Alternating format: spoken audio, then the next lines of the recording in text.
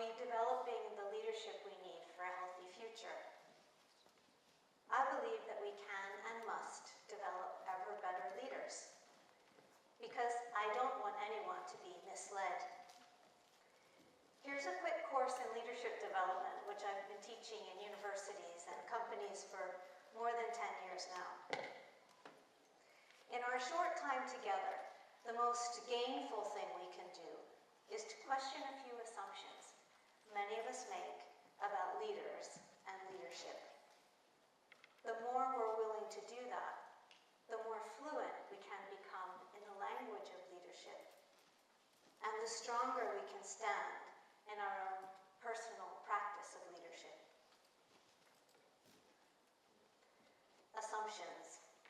We make them all day, every day. They aid us in navigating our way through the world.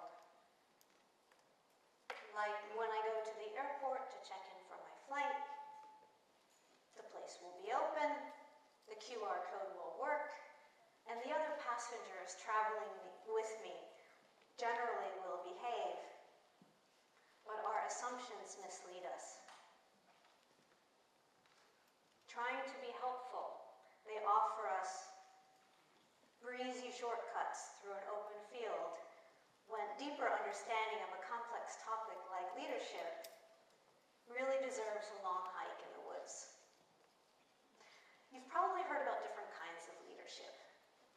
These have evolved with political, cultural, social, and economic trends that shape the way people make assumptions about leadership. For example, in Machiavelli's time, most people thought about leadership as skillful acquisition of political power. That's still with us today, but as part of a more complicated picture. Power and leadership are connected, but less closely. A person can lead without formal power, and a person can have power without offering any leadership to anyone. Identifying models and making classifications, this is helpful. It's also endless. So here we're not going there. To get us right down to assumption level, let me propose 3 misleaders and 3 developers about leadership. Ready? First, have you looked closely at how you define leadership? Misleader number 1. Leadership is organizing people to accomplish a task or a goal, allocating work among people on the team. Many people would define leadership this way, especially leadership in workplaces. What's misleading here? Well, this definition sounds more like management to me. Management is cousin to leadership, but not its twin. Management is very often about process. Leadership is always about people and emotions. Let me offer an alternative definition of leadership I've developed over time that appears to work for people across a wide range of cultures, vocations, and generations. Developer number 1, leadership is an invitation to engage in change. I like this definition because of its 3 keywords: invitation, engage, and change. Invitation. We can only invite people to follow us. We can't force them. In a hierarchy, we can punish people who don't do what we say, or we can control their access to resources. But that is not the same as gaining their acceptance as their leader. Engage. When we set out to lead others, in effect, we are asking them to join us in taking action. We want and expect a responsive engagement from them. Change. A person is inspired to lead when they see something they want to change. We don't lead the status quo. Stability or predictability, such as on-time train service, are the outcomes of good management or professional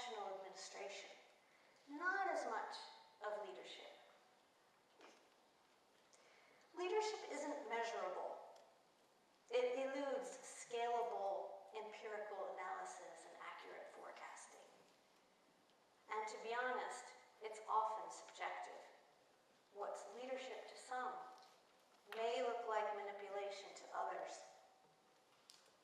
Keeping that in mind can make you more conscientious, more thoughtful as a leader.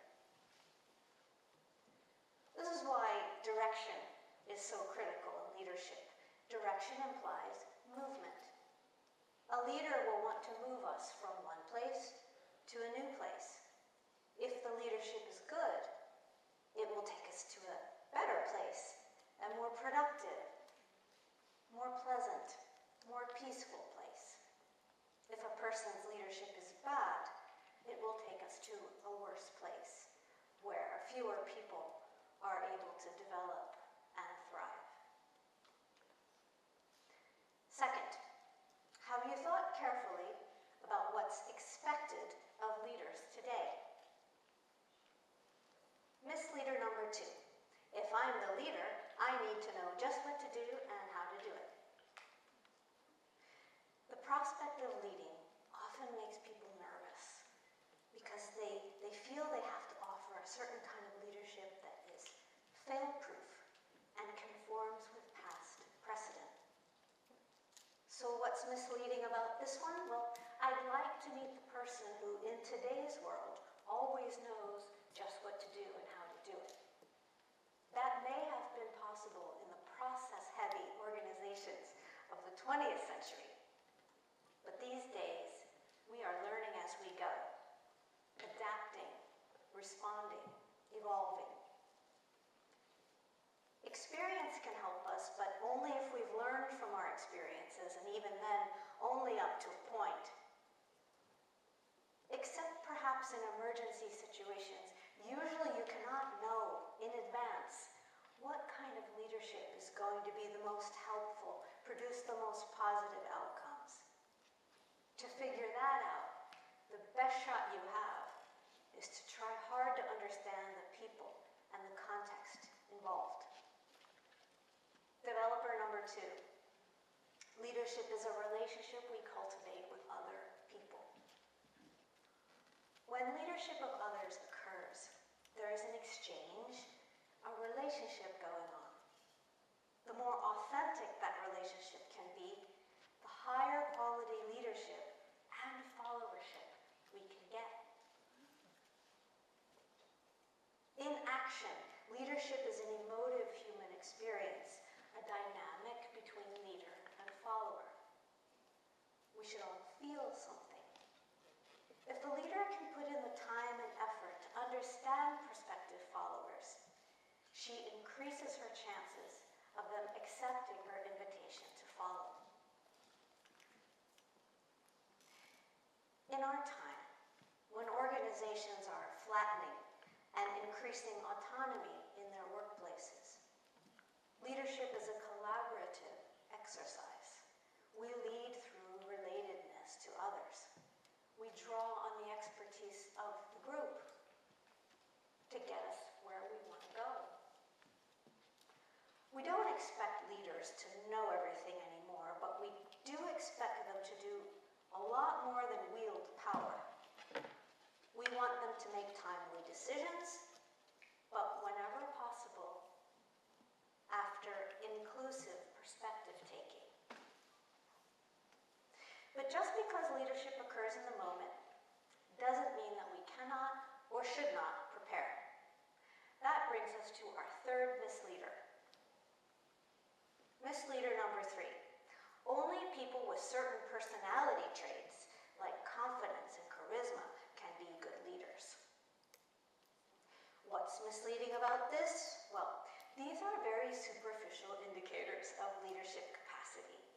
Both can be helpful in initiating contact with others, but they are not decisive for whether a person can lead well over time or not.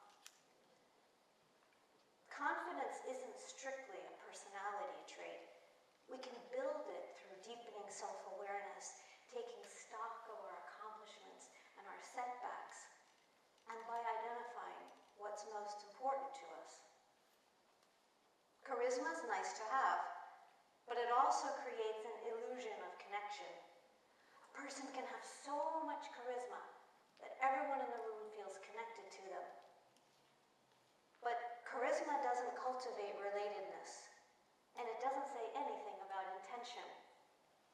How many charismatic leaders can we name who led, but to bad, even horrific outcomes?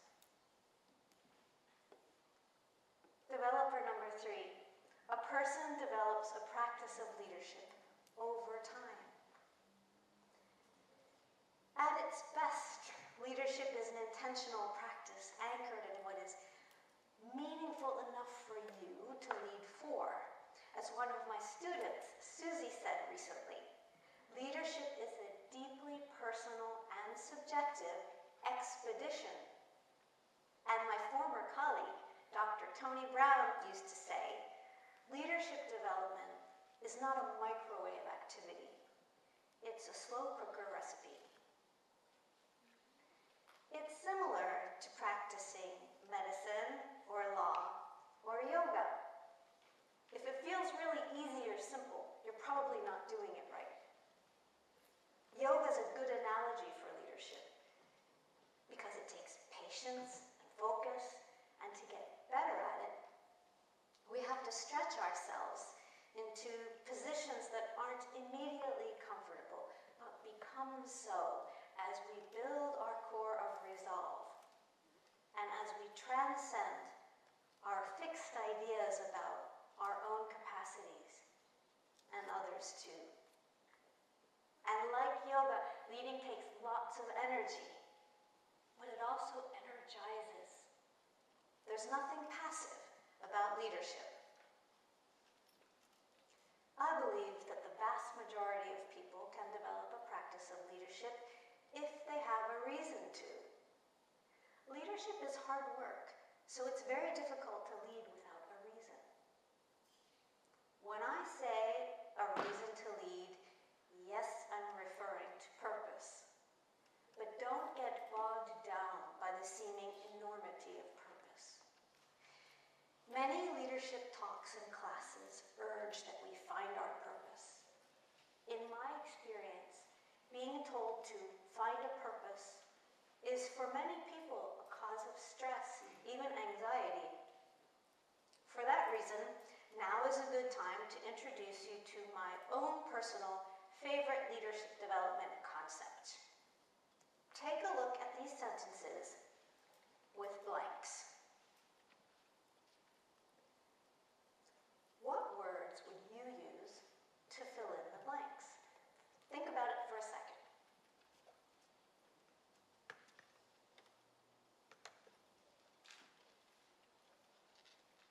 Ahead of my talk, I did a simple survey. See all the different answers. This is diversity, and there is a leadership lesson right there. It's just a simple survey.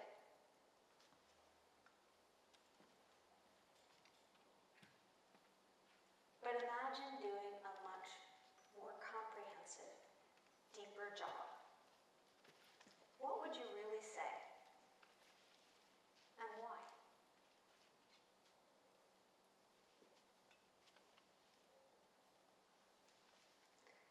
What and whom we see in the world, the assumptions we make based on our perceptions, and then the associated wishes we have for the world and for people constitute our worldview. If we are a learning person, our worldview evolves over time. Put another way, if a person stops learning or stops being curious about life, their worldview will stop evolving. I believe that worldview is the cornerstone upon which we develop leadership purpose. Just as we develop our leadership, we develop leadership purpose. What do you care about tackling, changing, or starting? That takes deep introspection introspection and courageous questioning. But it's really interesting and highly developmental of you. Here's a final piece of advice, and it's a radical one. To develop yourself as a leader, don't study leaders. Study leadership. Why? 2 reasons. First, because understanding leadership based only on examples of leaders is like rating a restaurant solely on the performance of its waitstaff. It's missing the point, which is what is being served here.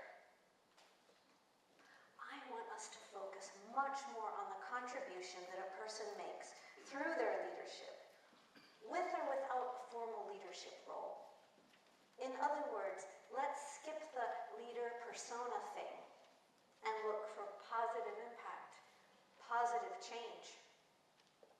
Second reason. The fact is, leadership can be offered by anyone at any time. And several, even many people can lead all at the same time. If we no longer tie leadership always to a person, if we take an egalitarian approach, make it much more democratic, leadership becomes something we can all access, like password-free universal Wi-Fi. A public good. Watch for acts of good leadership and give credit to the leader, the person who offered leadership, for their contribution. But here's what's different. Know that next time, that person may not offer the same lead. Someone else, maybe you, might do that instead. Know what high-quality leadership is for you.